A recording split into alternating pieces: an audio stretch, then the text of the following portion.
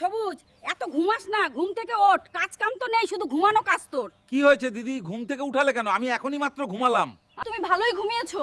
এবার আমার জন্য শীঘ্রই মধু নিয়ে আয়, যেখান থেকে পারিস। কি বলো দিদি, আমি এখন মধু কোথায় পাবো? তুই যেখান থেকে পারিস আমার জন্য এনে দে। ঠিক আছে, যাচ্ছি। দিদি আমায় যে বললো মধু নিয়ে আসতে, আমি এখন মধু কোথায় পাবো? আবার খুঁজতে তো জঙ্গলে চলে আসলাম, এখনো পর্যন্ত মধুর কোনো সন্ধান পেলাম না।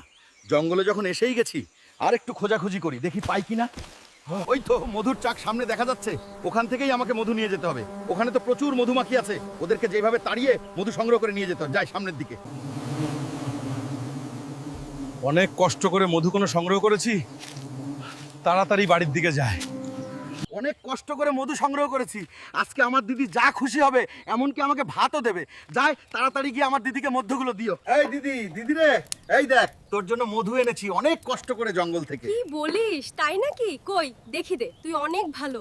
ঠিক আছে, তুই ওই খাটের উপর বস, তোর জন্য ভাত নিয়ে এসে দিচ্ছি আমি। তাড়াতাড়ি দে, খুব ক্ষুধা লেগেছে।